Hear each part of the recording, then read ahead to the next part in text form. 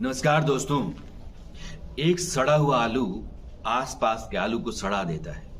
वैसे ही दुनिया में कोई बीमार देश हो तो वो सिर्फ आसपास के देशों को नहीं बल्कि तमाम दुनिया को बीमार कर सकता है।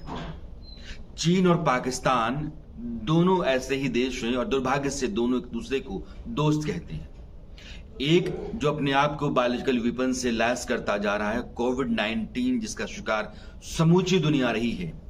50 लाख से ज्यादा लोगों की जान गई है। हिंदुस्तान में भी 5 लाख के आसपास है और अगर अनऑफिशियली हम माने तो उससे कहीं ज्यादा लोगों ने जान गंवाई। दुनिया में भी जो रिकॉर्ड पे आंकड़ा है मौतों का, उससे कहीं ज्यादा लोगों की जानें गई। पाकिस्तान आतंकवादियों की पनाहगाह है और संसार में कहीं भी किसी भी देश में कोई भी आतंकवादी वारदात होती हो तो उसका एक सिरा पाकिस्तान जरूर आता है।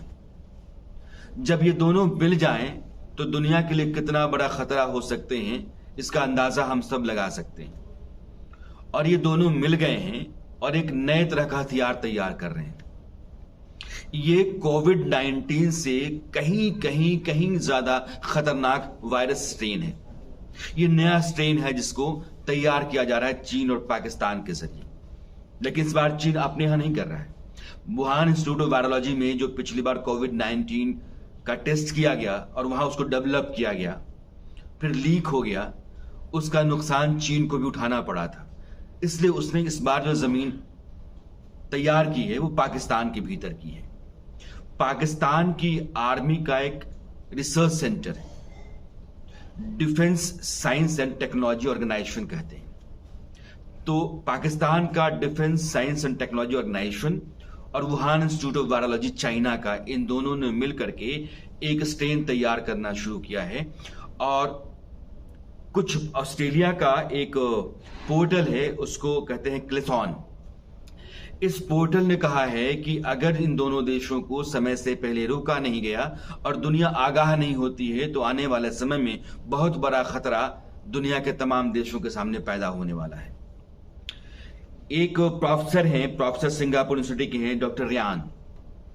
इन्होंने भी ऐसी ही चेतावनी दी है कि जो स्ट्रेन डेवलप किया जा रहा है और लाजमी है कि चीन जो खुद कोविड-19 का शिकार है, ओमिक्रॉन के चलते चीन के तमाम शहरों में, खासकर शंघाई में लोग घरों के अंदर बंद हैं, दवाइयां नहीं मिल रही हैं, खाने को नहीं है, खिड़कियों से बाहर झांक नहीं पा रहे हैं क्योंकि वहां के जो राष्ट्रपति शी जिनपिंग वो 0 कोविड केस चाहते हैं अपने देश में।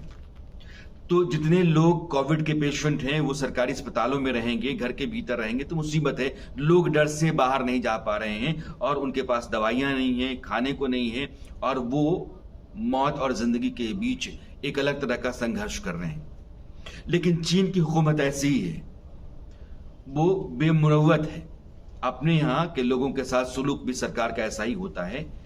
वो दुनिया के साथ क्या कर सकता है इसका अंदाजा हम इसी बात से लगा सकते हैं। तो जो चीन आज भी ओमिक्रॉन से लगातार जूझ रहा है, एक बड़ी आबादी चीन में ओमिक्रॉन का शिकार है, वह चीन पाकिस्तान के साथ मिलकर के कोविड का एक नया स्ट्रेन डेवलप कर रहा है। इसका क्या होगा? आने वाले समय में दुनिया में जिस तरह से हालात बन रहे हैं, यूक्रेन और रूस के बीच युद्ध चल रहा है, नॉर्थ कोरिया साउथ कोरिया को चेतावनी दे रहा है, चीन की नजर ताइवान के ऊपर है, तो कई हिस्सों में युद्ध के हालात, एक जगह युद्ध चल रहा है, उस युद्ध में कई और देशों के शामिल होने की आशंका बनी हुई है। कुछ और देशों पर रूस हमला कर सकता है जो यूरोपियन यूनियन का मेंबर हो सकते हैं, जैसे स्वीडन है। और चीन ताइवान के ऊपर हमला कर सकता है ताकि ताइवान को वो ग्रेटर चाइना का हिस्सा बना सके। तो इन सब हालात के बीच में चीन अपने आप को तैयार कर रहा है उन तमाम परिस्थितियों के लिए जो आने वाले समय में उसके सामने खड़ा हो सकती हैं और दुश्मन को वो इस तरीके से हराने या मात देने या फिर उसको एक तरह से ध्वस्त करने की कोशिश कर सकता है। बिना बम गिराए, बिना मिसाइल छोड़े, बिना कोई लड़ाई लड़े आप एक देश में तबाही ला सकते हैं और सिर्फ वायरस के जरिए। वही वायरस वो पाकिस्तान में डेवलप कर रहा है, पाकिस्तान की फौज के साथ मिलकर के। यह जो लेबोरेटरी है पाकिस्तानी फौज की उसकी कैटेगरी 4 है, यानी कि सेफेस्ट जो कैटेगरी होती है वायरल इंस्टीट्यूट्स की, उसमें कैटेगरी 4 को सबसे सेफ माना जाता है। वुहान को भी था, लेकिन कहा जाता है कि उस तरीके से वो लैस नहीं था लैब, इसलिए लीकेज वहां से हुआ था।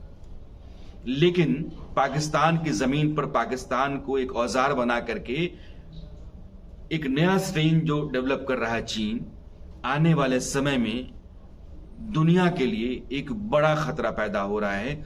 और जिस तबाही से समूचे देश दुनिया के जूझते रहे, अपने देश के लोगों को गंवाते रहे, उससे कहीं बड़ी तबाही या प्रलय की स्थिति पैदा हो सकती है आने वाले समय में।